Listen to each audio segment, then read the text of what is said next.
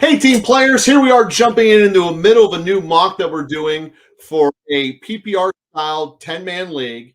Bob and I are the 9th and 10th pick, so we really get to be in each other's grills on this one. And this, the creator of this said, pretend it's a full PPR instead of a half PPR. So that's what we'll do. That's what we're going to go under here.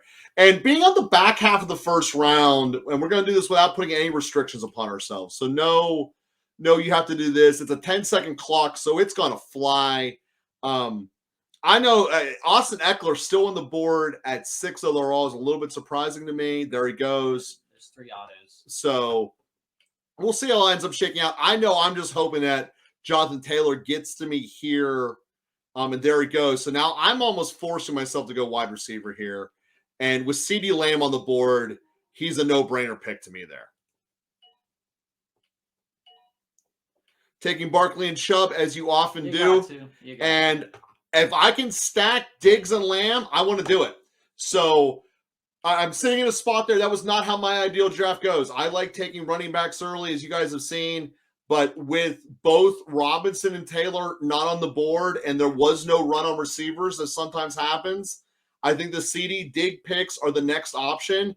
And I just got to hope I get lucky with someone like a Najee and a Stevenson being on the board there when I come back on the turn. Kelsey in round 2, that's an interesting occurrence that usually doesn't happen.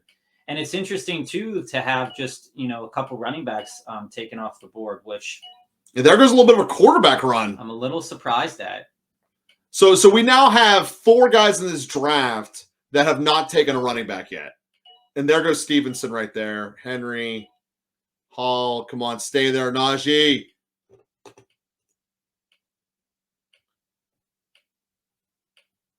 Come on, this is the anticipation. You hear it clicking, and boom, Najee's there for me. Super excited. You hear it clicking, you're like, click, click. Actually, turn that click off. I'm going T. Higgins and DK Metcalf. Higgins and Metcalf. Hard to fight that. I'm now at a spot where I'm having a debate between Walker or Gibbs. I'm going to go with Gibbs.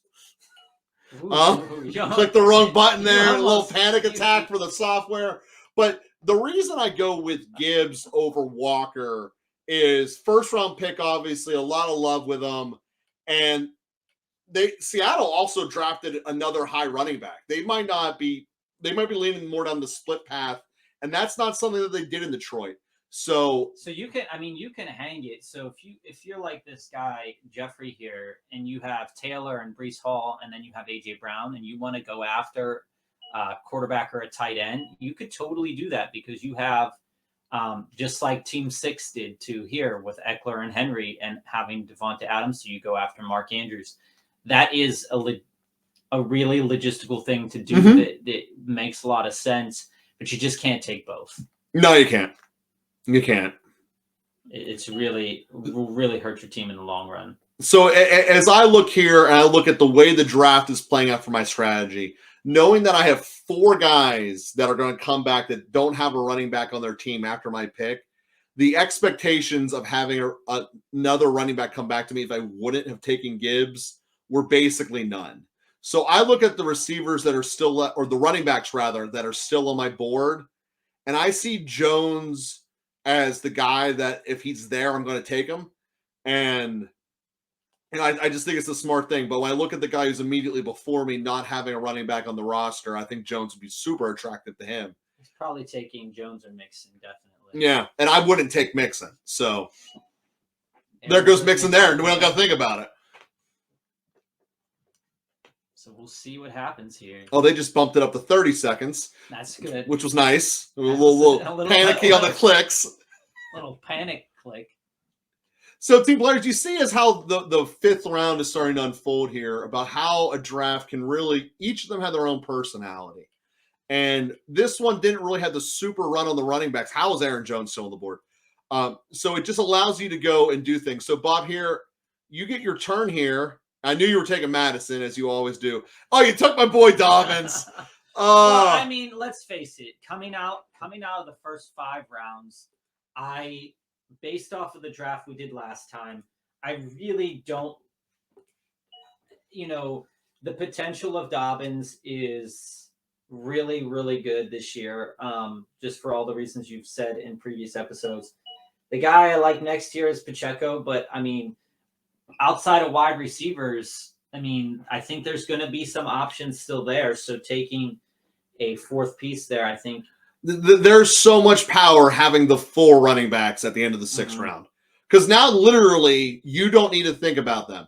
And we look at both of our cases, Bob, lead backs for their team that are going to get volume for all 4 of them. The one who's going to get the least amount of volume is Aaron Jones, and I still think he's leading the Packers in touchdowns this year. And this team right here that just went still does not have a running back on their roster. There's 2 teams in this that don't have a running back on their roster, and the 2 on the front end have to be hating us that they after their picks in the last round, they think they're going to get at least 2 of these 4 guys coming back to them.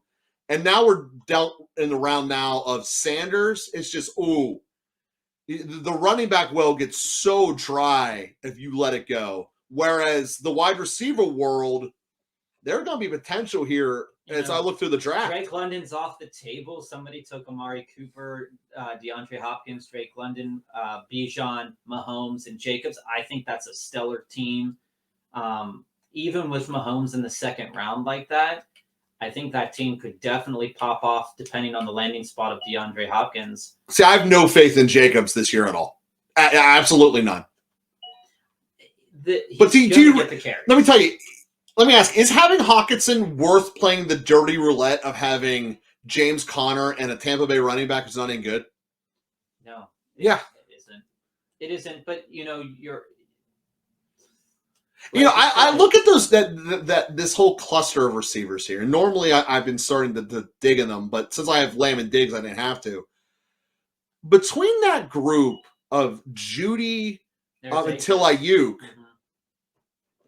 all of them, I think, have incredibly high bust potential. In Moore, Hopkins, Godwin, I just don't like it. And if it's not a place to play, this is another reason for saying have your running backs done, because I'm going to be coming up in a spot here where I'm going to have a lot of options at the wide receiver spot. You're up. So I'm up. Mike Williams is on the board. I love Mike Williams' game. When he's healthy, he's one of the absolute best receivers in the NFL.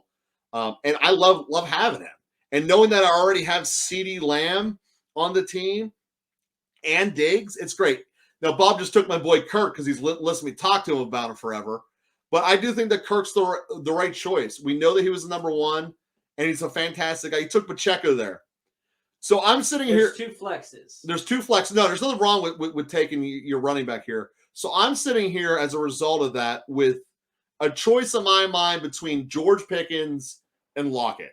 And the way that I view this is that at the end of the day, I know that Lockett is on a decline, and he's with a quarterback who became less progressive as the year went on last year. Now, granted, in Pittsburgh, Kenny Pickett was not super impressive at any point. He only threw 7 touchdowns. I do believe that they're going to take the training wheels off of him. But more importantly, I know George Pickens is a fundamentally better football player than Tyler Lockett. And if it was just a straight anything, everyone in the world will take George Pickens on their team. I'm intrigued for Tyler that Lockett. Justin Herbert is still here. I think that the auto people will take it. Well, we only have 1 auto left, correct? No, there's 2 autos right there. No. There's Justin Herbert on team 6. Okay. That's the latest I think we've seen Justin Herbert go. Yeah, I fall in the camp of quarterbacks aren't worth it early if you're in a single quarterback league. Oh, we know that. It's just intriguing because that's the one guy I haven't seen drop really low. That is true. But Bob, I got to tell you, I don't know how you're feeling about your draft right now. I'm loving it. I'm 8 rounds in, 4 running backs, 4 receivers, and this is about the time I start looking for my baby. Maybe it'll come around the next turn. That might be still a little early for Cole Kmet, but baby, I'm telling you, I love Cole Kmet's game. You know you will. Brandon Cooks is on the board. Brandon Cooks is there. And it's hard to pass him up. I mean, it just is. To get Dallas's number 2 receiver, I think he's incredibly undervalued right now in Brandon Cooks. A lot of it is he was in Houston where no one did anything good, which it's part of being a Texan, I suppose. But Brandon Cooks is a very talented receiver, and he's much better than he should be. So taking the flyer on Thomas, it's hard to fight that. It's hard to fight it, And then there's a lot of guys I'm not really a big fan of down here. But we're gonna shoot for the moon with Gabe Davis. Shooting for the moon with Gabe Davis is hard. It's hard to fight that. People know my feelings. If you've been watching, you know my feelings about Gabe Davis. I'm not really a fan of him, but I'm also not planning on starting him to the degree that other people that would take him would want to start him. So we're getting to that point in the draft now where I don't have a quarterback. I need a tight end. There's 3 picks left. So and I think people are going to feel that crunch. And I got worried about because I'm at the end. 11, I got 22 picks for a comeback. If a tight end run would have started, I wasn't going to get Komet. Well, so is that a reach on paper? Yes. Is he the guy I want? Yes. So is it worth it? Yeah. Mm-hmm. That's how I look at it. I have 2 tight ends I want to walk away with every draft from. Komet's the lead dog of it.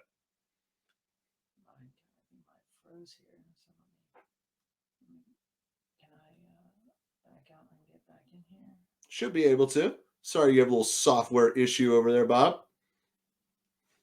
Right there, we're back again. So, but Bob, how do you feel about that concept of, especially when you're on the ends of saying, I'm going to be going a little bit down my draft board, but it's the guy I want? Do you think it's better to just take him around early or to roll the dice and hope he comes back to you?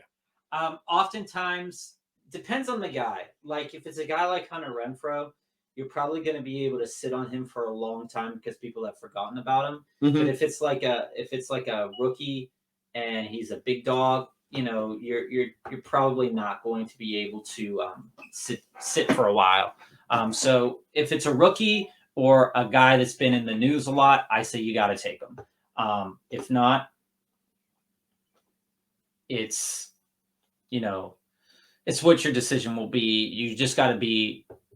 I've done it before. You just got to like your decision when it all comes down to it in the end there. And I've talked up Jamison Williams a lot. The value of what he'll bring to the table if you have a roster strong enough to have him is phenomenal. Obviously, he's my 5th receiver, so he's not in need of playing anytime soon. So I like being able to sit him and knowing that I'm going to have a great player coming back on the back end. Enjoy having a quarterback for 5 weeks in Tua. I mean, he's there for a reason.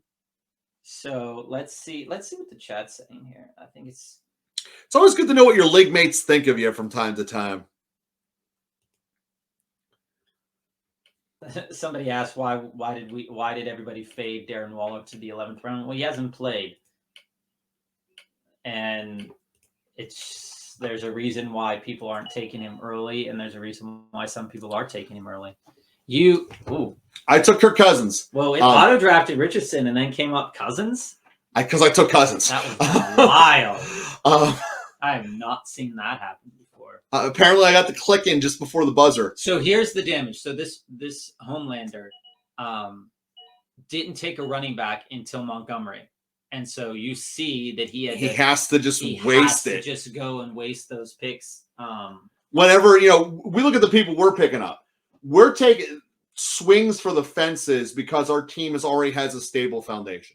Having the 4 running backs and 4 receivers through your first 8 gives you a stable foundation so you can swing for the fence. You can take Tua despite his massive injury risk here. You can afford to take a Richardson and then come back with another long-term quarterback like a Cousins or a Jones. Those are all options because you're not forced in playing Russian roulette with someone who has a 10% chance of hitting. Not to mention receivers always give you a bigger ceiling upside because just in general, receivers can go off better than a running back can. So it's finishing off this last round here. I'm really curious what that Homelander guy decides to do with his last pick here. I think we filled up all of our positions. Devin Singletary just went. That's a useless pick in my mind. It sure is. I mean, when you're taking your last pick, you want to take someone who has a chance of going off. And mine's going to be Higbee because when Higbee is good and Stafford's good, that guy was putting up elite numbers. The question is, do you think they're both going to be healthy? And if they're not, it's a last pick. Cutting him for a switch is nothing. It auto-picked me, Bob.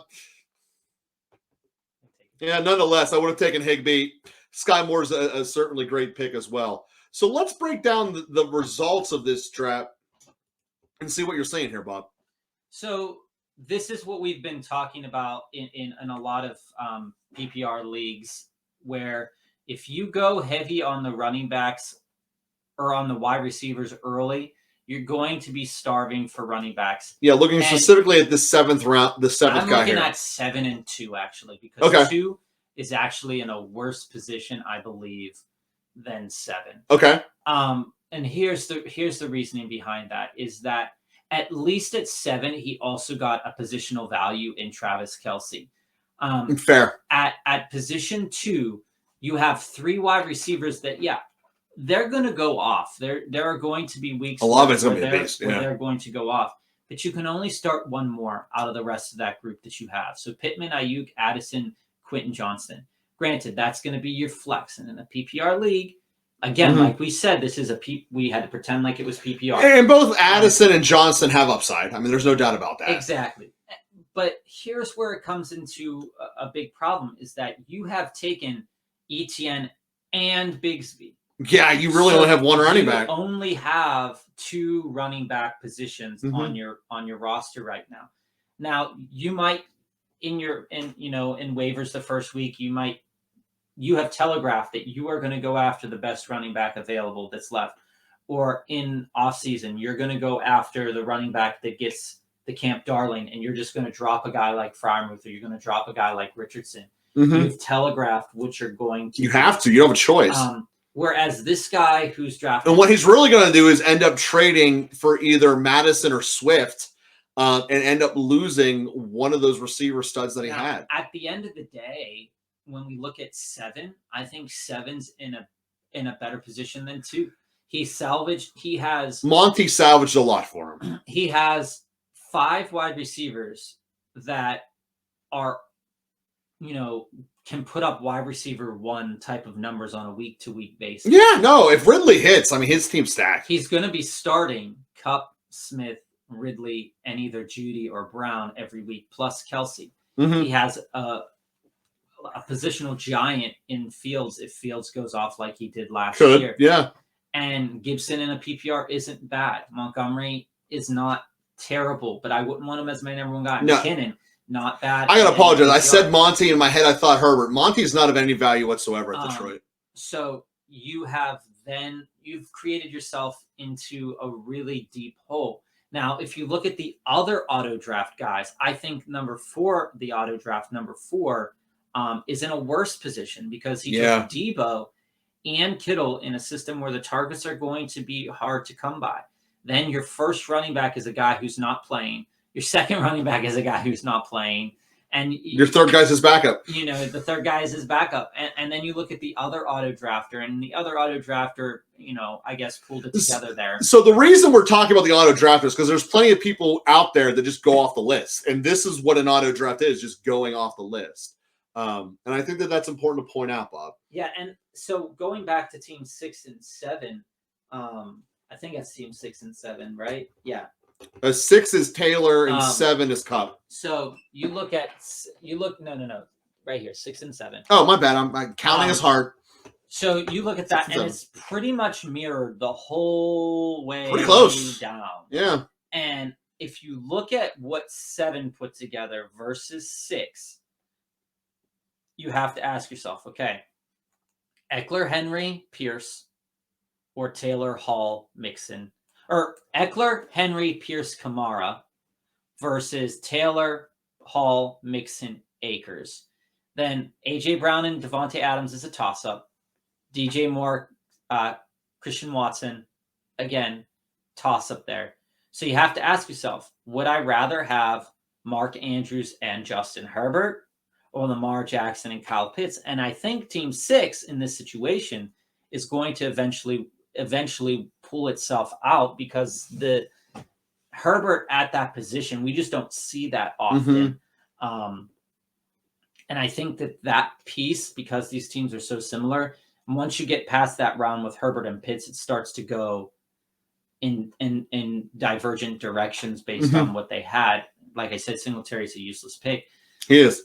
But when you look at the running So it's back, Kincaid, though. when you look at the running back boom potential of Team 7, you have running backs that could score 20, 30 points, all 4 of them.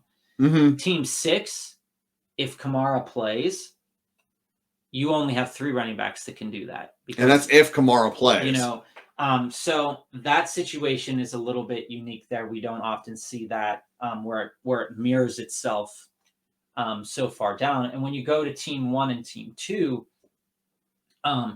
Team 2, like we said, I think they screwed themselves. Team 3 is probably going to end up at a pretty good Pollard position. is going to be a massive bust, people. Do not put him on your team. He's going to be in a pretty decent position if Keenan Allen plays the full year, but relying on Mike Evans as your potential number 2, I'm just not a fan of that. So when you really shake things down here, this is a draft that's all over the board. It is. It's all over the board. There's a lot of different strategies at play here. And obviously I'm biased towards ours because they're so similar, but I don't see when the weakest spot of a team is the quarterback, unless you're playing one of these guys that's going to be Fields going off or a game of Mahomes goes off. It goes down to the quarterbacks basically become close enough to a push.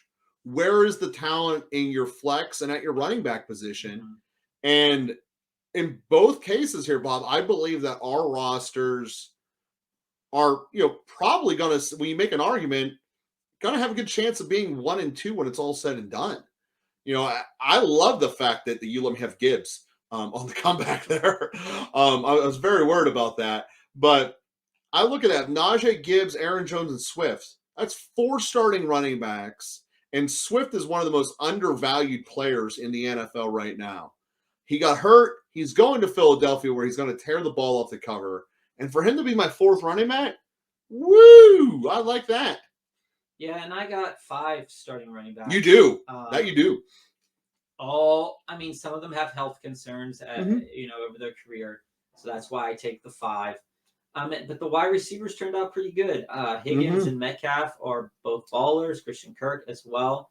Thomas or Davis, if they hit, is going to be a nice flex in on certain weeks. I went with Tua because it's a mock. When you get down here at this back end, Tua's usually not there. He's normally drafted at the front end, and we're left with guys like Rodgers, Cousins, Daniel Jones.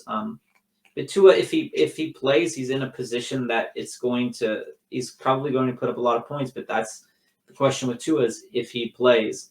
And again, like the last time, taking him until he doesn't play, and then picking up somebody else because that's what you need to do. And then Njoku, I think, is going to have a good year, as I said in our pre-shows. And Sky Moore, there's definite boom potential there. So I'm riding with a team, and these are all offenses that can score points. Mm-hmm. Every single one of these offenses, minus maybe New York, can score points, and that's what you're looking for when you're building a team. You want second or third options on teams that can score points.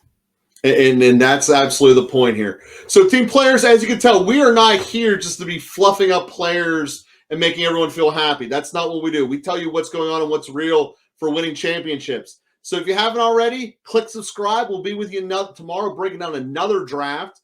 And also, let us know if you want to join one of our best ball leagues that we're going to be doing here. You can either do so by leaving your email in the comments below, or you can also email us from our league page and contact us there.